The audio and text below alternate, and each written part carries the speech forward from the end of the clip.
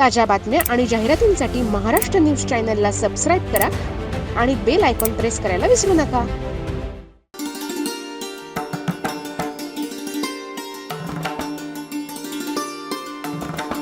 नाशिक महानगरपालिकेचे प्रथम नागरिक, महापौर आणि आमदार, माजी जिल्हा काँग्रेस अध्यक्ष, नाशिक विधायक समिती आणि मराठा मंदिराचे संस्थापक कर्मयोगी स्वर्गीय शांताराम बापू वावरे यांचा जन्मशताब्दी महोत्सव दिनांक 16 ऑगस्टपासून सुरू करण्यात आलाय. या सदर कार्यक्रमात गंगापूर रोड येथील रावसाहेब थोरात सभागृह येथे सकाळी 11 वाजता सुरू झाला. मान्यवरांच्या हस्ते दीप प्रज्वलन आणि स्वर्गीय शांताराम बापू वावरे यांच्या प्रतिमेचं पूजन करण्यात आलं. त्यानंतर वावरे विद्यालयाच्या विद्यार्थिनींनी स्वागत गीत सादर केले.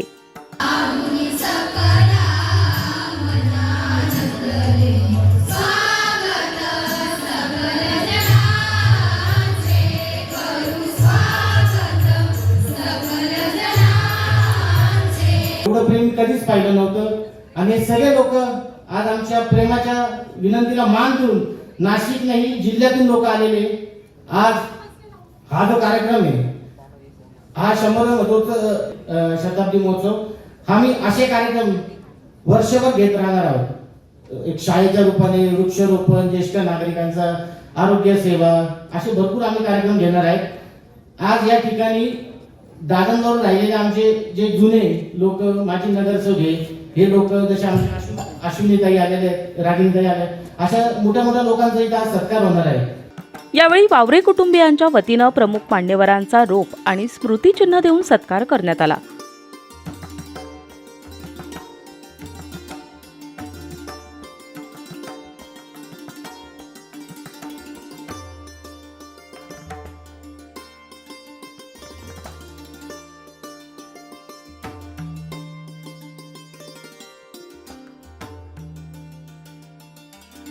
यावेळी स्वर्गीय शांताराम बापू वावरे यांच्या कर्मयोगी या पुस्तकाचं प्रकाशन करण्यात आलं.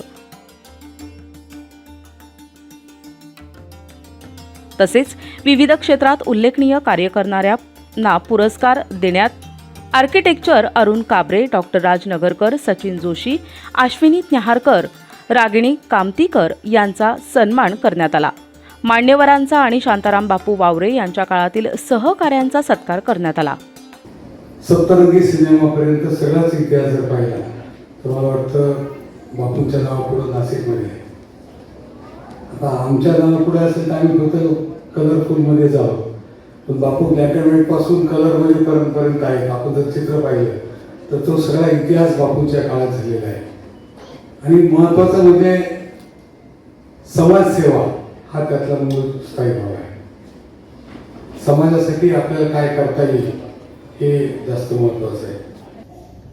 सगळ्यांना खूप आस्था वाटायची, खूप प्रेम वाटायचं. महानगरपालिकेमध्ये देखील एकदा निवडणूक संपली की बापूसाहेबांनी ते महापौर असल्या कारणाने सगळ्या नगरसेवकांना पक्षभेद विसरून त्यांनी सगळ्यांना जवळ केलं, सगळ्यांची कामं केली. विशेषतः ज्या महिला नगरसेविका होत्या त्यांना ते आवर्जून विचारायचे, तू कशी आली, तुम्ही कशा, म्हणजे आरेतुरीच करायचे, कारण सगळ्यांवरती मुलींप्रमाणे प्रेम त्यांनी त्या ठिकाणी केलं. नाशिकच्या राजकारणातील काही व्यक्ती ज्या आहेत त्यांच्याबद्दल जे वेगवेगळी माहिती मला मिळायची. मग ते शांताराम बापू वावरे असतील, त्यावेळी तिथे स्थानिक नाशिक शहराचे शहर लहान होतं, त्या नेत्याच्या संदर्भामध्ये ही माहिती घेत असे आणि कोण कुठे निवडून येतं, कोण कुठे निवडून येतं याची माहिती घ्यायची. अशा लहानपणी मी आमच्या मामाचं दुकान होतं भारत फूल भांडार. पूर्वी नाशिक एकच मेन रोड होता, दुसरा मेन रोड असं नव्हतं, दुसरीकडे जाण्याचा संबंध होता. नाशिक लहान आणि मला वाटतं गडगे महाराज चौक असावा, पण त्या चौकातच तिथे ते दुकान आणि त्या दुकानाच्या बाजूला कपड्याची दुकानं होती. यावेळी व्यासपीठावर नाशिकचे खासदार राजाभाऊ वाजे, धुळे खासदार डॉक्टर शोभाताई बच्छाव, आमदार माणिकराव कोकाटे, आमदार सीमाताई हिरे, माजी महापौर सतीश कुलकर्णी, मविप्रचे सरचिटणीस नितीन ठाकरे, माजी पदवीधर मतदारसंघाचे आमदार सुधीर तांबे, दशरथ पाटील, माजी आमदार जयंत जाधव, माजी महापौर दशरथ पाटील, शिर्डी संस्थानचे माजी सदस्य शैलेश कुटे, माजी आमदार नानासाहेब बोरस्ते, विश्वनाथ कडभाणे, नगरसेविका हेमलता पाटील, काँग्रेसचे जिल्हाध्यक्ष शिरीष कोतवाल, राष्ट्रवादीचे शहराध्यक्ष रंजन ठाकरे, काँग्रेसचे शहराध्यक्ष आकाश छाजेड, माजी उपमहापौर शोभाताई छाजेड, रईसभाई, मनसेचे शहराध्यक्ष अंकुश पवार, माजी नगरसेविका सुजाता डेरे, मामा ठाकरे, तुषार शेवाळे, कोंडाजी मामा आव्हाड यांच्यासह अनेक मान्यवर व्यासपीठावर उपस्थित होते.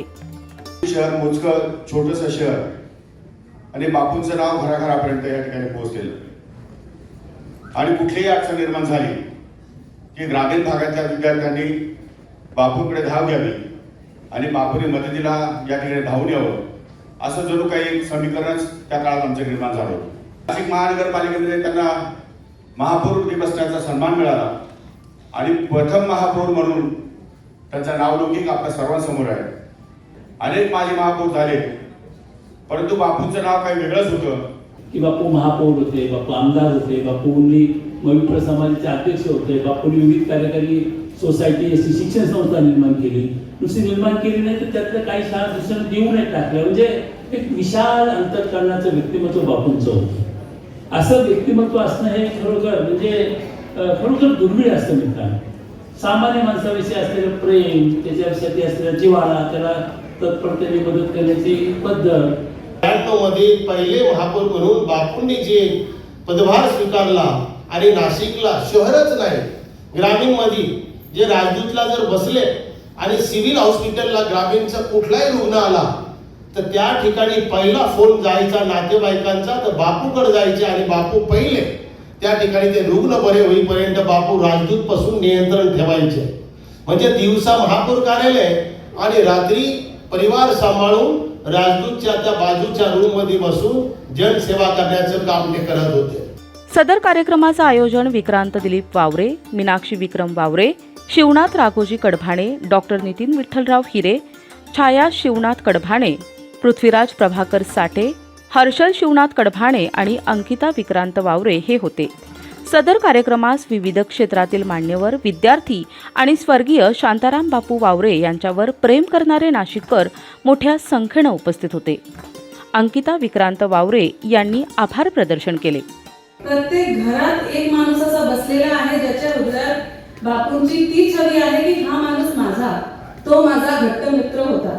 म्हणजे हे सगळं ऐकल्यावर, हे सगळं बघितल्यावर खरोखर असं वाटतं ती जी वारसा आम्हाला भेटलेला आहे हे आम्ही पुढे असंच नेऊ. त्याच्यासाठी कशा प्रकारची आम्हाला सत्तेची गरज असेलच असं नाही.